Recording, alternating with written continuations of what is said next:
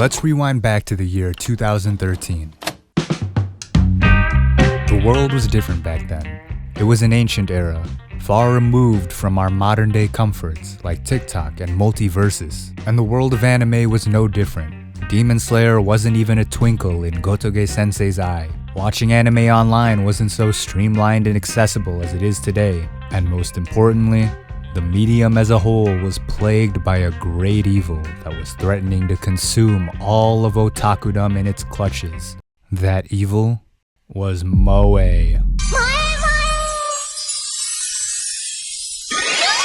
That's right, before isekais consumed the world like the flood from Halo, moe was the disease that clung to the arteries of anime, and otakus in Japan and all over the world cried out for a savior. And in October of that year, a savior did appear.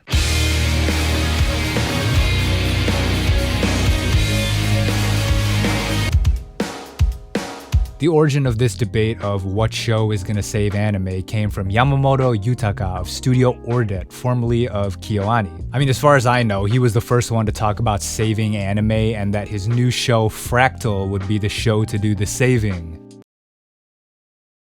Does anyone remember Fractal? Yamakan, as he was known, was the type of Twitter hipster that says things like, watch more anime whenever someone says Demon Slayer is their favorite show. He constantly wanted to make art and felt a lot of resentment towards the mainstream. And it wasn't just him, even people like Hideaki Anno said that anime fans are too obsessed with moe and that there's no appreciation for real works of art. Enter Studio Trigger. For those of you that don't know, Studio Trigger is an offshoot of Studio Gainax, composed of some of the latter's employees. Now, Gainax was already legendary for creating some of the most beloved, genre-defining anime of all time, including shows like Evangelion, Gurren Lagann, and Petite Princess Yusi.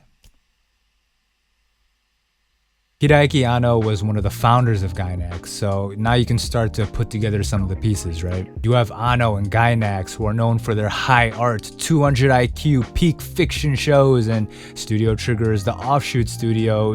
You know, do you see where I'm going with this? Basically, the hype for Studio Trigger's first anime was huge. Keep in mind that the studio was founded fresh off the success of Gurren Lagann, riding on the coattails of the cultural shockwave it created. Combine this with Yamakan's hype over Fractal, which is kind of related to Trigger because Yamakan was a part of Studio Ordet, which technically makes Ordet and Trigger sister studios under Ultra Super Pictures, but I digress. The point is, this all comes back to the comments about anime needing to be saved. Some of the biggest people talking the biggest shit were now being asked to back their words up, and where Yamakan failed, Trigger came through and dropped Kill la Kill, like Kanye West dropping The College Dropout. And the rest is history. 町も町なら学校も物騒だな。面白い。この学校なら手がかりがつかめそうだ。 Of course, all that is a bunch of bullshit, right? Anime didn't need saving, it doesn't need saving now, and it never will need saving, but it makes for a pretty clickable title, right? The idea that Kill la Kill saved anime was a meme that was circulating around at the time, and a pretty obscure one at that. But it does bring up some interesting questions, the first of which is this. Was Kill la Kill really nice like that? I mean, think about it. One season, 24 episodes in an OVA, and 10 years later, it's still talked about and memed, and its characters have become, I guess, iconic in the anime community. I guess you are my little PogChamp. So let's run it back a little bit. I know I said the whole saving anime thing was just a dumb meme, but it is true that at the time, moe was a dominant force in the anime world. Again, like I said, we have 9 million different isekais every season and about 4 million self-insert rom-com/harems, and back in the day, the equivalent of that was moe, which was running the show. Some would say it's all because of this little show right here, but that's a topic for a different video. So imagine all the true anime fans seething and malding because of all the cute girl shows, and then they see this.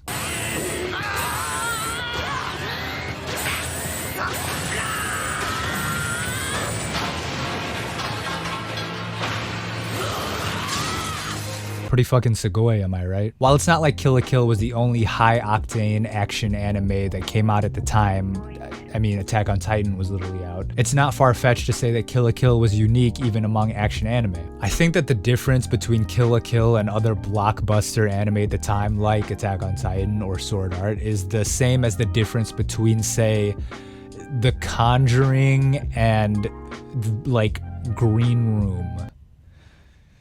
You guys know Green Room? The movie where Patrick Stewart plays a Nazi? They're both pretty good horror movies, and they both have a lot of blood and gore, and yet Green Room manages to be bloodier and gorier, all while being dumb and brutal, and most importantly, charming.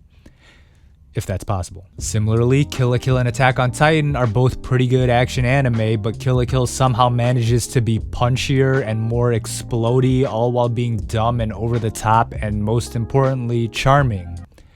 If that's possible. The point I guess I'm trying to make, since I'm sure none of this is even remotely coherent, is that Kill la Kill really did have that special something that made it feel like the show anime fans were waiting for since, I guess, Gurren Lagann, right? And it managed to execute all of this under very obvious budgetary restraints and reduced production value. I mean, I'd say that, in fact, all of this kind of just adds to its charm in a way. Okay, so I'm going on and on about the show, but what is it about, right? For those of you who haven't seen it, I'm sure you're probably curious about the premise at least, to see if it's really as anime-saving as people say it is. I'd say the best way of understanding Kill la Kill is looking at the title itself. The show's director, Hiroyuki Imaishi, said that the whole plot of the show was based around the idea that the Japanese pronunciation of fascism sounds similar to fashion, and that the Japanese words for school uniform and conquest are identical. Finally, the title itself, when pronounced in Japanese, is kiru ra kiru. Kiru can mean to cut or to wear, and in English, obviously it sounds like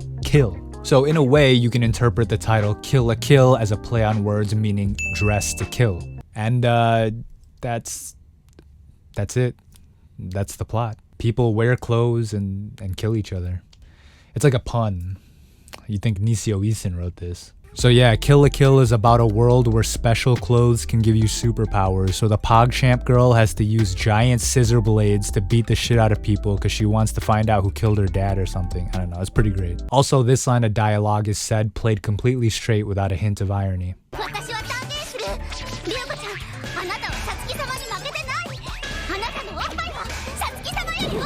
It's a damn good show. In fact, it's probably my favorite anime ever. You can go watch my commentary for the first 3 episodes here. But that brings us back to the question or meme of saving anime. Let's take this whole thing seriously and pretend that anime did, in fact, need saving from the countless moe anime around at the time. What about Kill la Kill saved it? Well, if you ask me, it's because Kill la Kill is a celebration of everything that makes anime such a fun and unique medium. Let me ask you this. Anime is animation, right? So cartoons and anime are both essentially the same medium, but despite this, we can see noticeable differences between Western and Eastern animation. So I guess my question is, what would you say these differences are? It's not over-exaggerated expressions. Looney Tunes does that all the time. It's not crazy, over-the-top, ridiculous scenarios. Plenty of American cartoons have insane, outlandish concepts. It's not animation style or quality, because there are Western animations that can match even the best Eastern ones. So the key that makes them different, and stick with me here, is that anime is Japanese. This is Japan! We don't need no stinking English here! Amen, sister! Yep.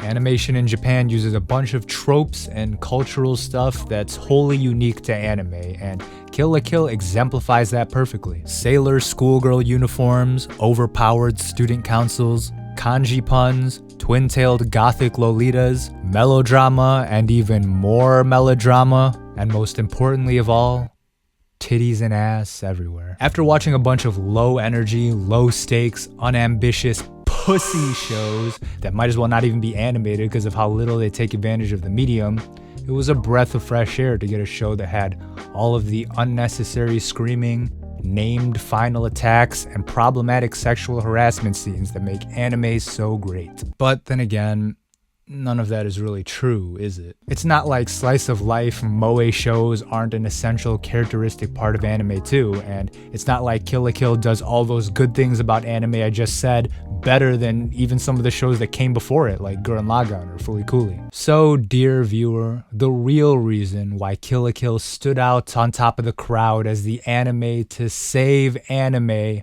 is because of the waifus. Kill la Kill is a real estrogen fest, a big old taco party, if you will, and there's nothing that makes anime more anime than the waifus. Just ask all those pathetic weebs that have plastic figurines of the cartoon women they want to bone.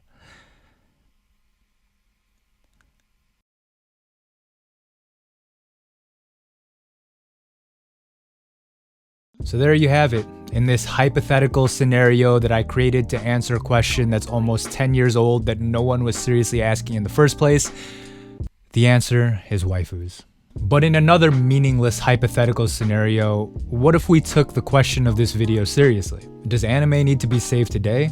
And if so, what show would do the saving? For the sake of argument, let's say it does. Let's say that we're sick of all the isekais, all the cookie cutter shonens, and all the formulaic self-insert rom-coms. What would y'all say is the anime that will save or is saving anime? There's Chainsaw Man, a series that pushes the boundaries of storytelling in a shonen magazine. There's Kaguya-sama Love is War, which takes every rom-com trope and flips them on their heads while mercilessly mocking how ridiculous it all is.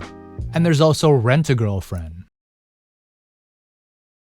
I'm not saying that Rent-a-Girlfriend will save anime. I just want to remind everyone of you-know-what. Of course, if we're being real, anime doesn't need to be saved. That's just like saying the film industry needs to be saved because it's oversaturated with superhero movies and franchise films. There are plenty of great movies that are being put out today if you just look for them. In the same way, there's a lot of dog shit anime being spewed out today. A lot. Like, a lot.